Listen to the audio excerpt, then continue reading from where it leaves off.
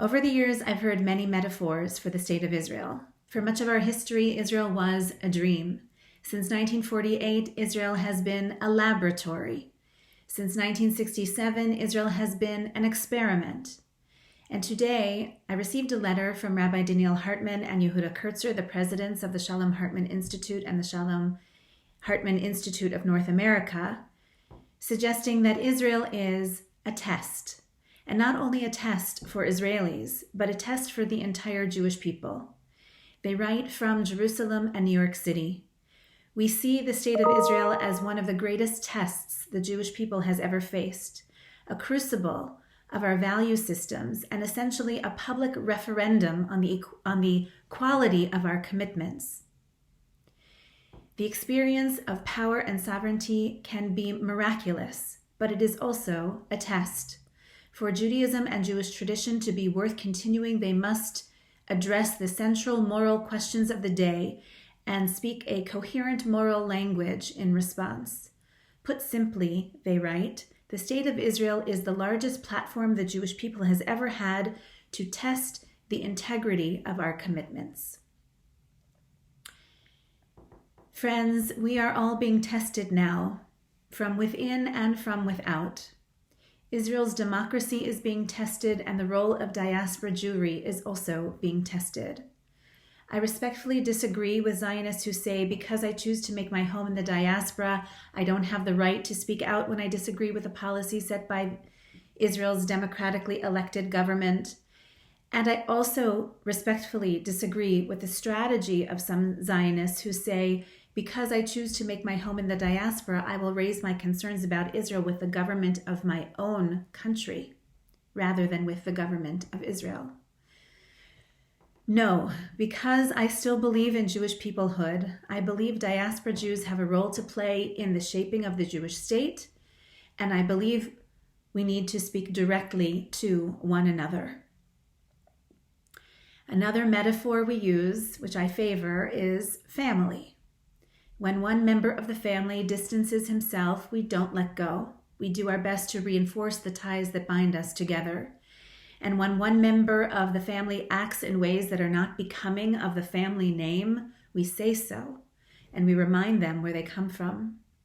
And God forbid if a family member does something criminal, like the Hurara pogrom set by Jewish settlers this week, we are responsible for them because they are family. We have to make it right. Many of you have a story that goes something like mine. My grandfather left Germany for America, and his first cousins left Germany for what was then called Palestine. My grandfather and his cousins shared language, shared memories, shared experiences, shared outlooks. My grandparents visited their cousins in Israel very often, and they could easily pick up where they left off. My mother and her second cousins have always had a special relationship too. Even though their life experiences are altogether different, they maintain the family ties. Now on to the next generation. While I loved visiting with my grandfather's cousins, and I still love visiting with my mother's second cousins, I only have a relationship with one of my third cousins in Israel. The others I met when they were young, and I know their names. But it's painful for me to admit that if I passed them on the sidewalk of Tel Aviv or Toronto, I would not recognize them, and they would not recognize me. Now, some of this is just the passage of time. Thank God, Israel is 75 years old. The state of Israel has an identity of its own. There is such a thing now as Israeliness, which is not the same as Jewishness. But we have to be careful. While Israelis are on a trajectory of its own, in culture and Judaism, Jewish life, and all expressions, North American Jewry is also on a trajectory of its own, of identity, culture, Jewish life, and Judaism. So we have to be sure that we can still recognize one another. We must constantly work at reinforcing the bridges between us. We do this by being together whenever we can. This Sunday, I urge you to join an online program which includes our former Shinshinim, and they're going to talk about what Israel is like on the ground today. Next week, our own teens, together with Rabbi Kay and our school principal, Lisa Eisenbaum, will leave for March break in Israel. And they will spend Shabbat with our sister congregation in Modi'in and at Hebrew Union College in Jerusalem. And they will also visit with our Shinshinim along the way. A group of us from Holy Blossom Temple will join in Canada's UJA mission for Israel for Yom HaTzmaut. We also reinforce these bridges by simply talking with one another. So I encourage you to write to Idit Shamir, the Israeli Consul General here in Toronto. She formally relays her community conversations back to Jerusalem. And so I encourage you to tell her your concerns. Tell her about your attachments. Tell her about your hopes for Israel's future. I'm also pleased to share that Ambassador Hoffman and I spoke last week, and we are working to find a time for him to come from Ottawa for an honest conversation here at Holy Blossom about what this moment demands of us and diaspora Jews like us.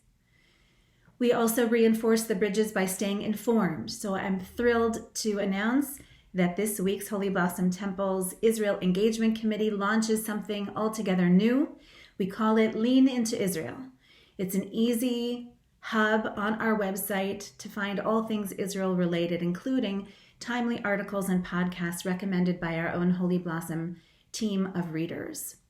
And yes, we reinforce the bridges from here to there with our tzedakah as well. There is an emergency campaign on for the Israel Movement for Progressive Judaism and the Israel Religious Action Center, which is our lobbyist wing in Jerusalem. This is our most direct way to support Reform Jewish life and Reform Jewish values in Israel. Yes, the Jewish people is being tested now. This Shabbat Zachor, we learn that the antidote to danger, both to the dangers that come from within and the dangers that come from without, the antidote is remembering and not forgetting. So let us remember that ours is a shared destiny with Israel, that our futures are bound together. We have more than shared ancestry. As much as we commit to remembering the past, let us commit to remembering the future. That is a very Jewish act, to be able to remember the future. As much as we commit ourselves to remembering where we come from, let us commit to remembering where we are going, and let us go there together. Shabbat Shalom and Chag Purim Sameach.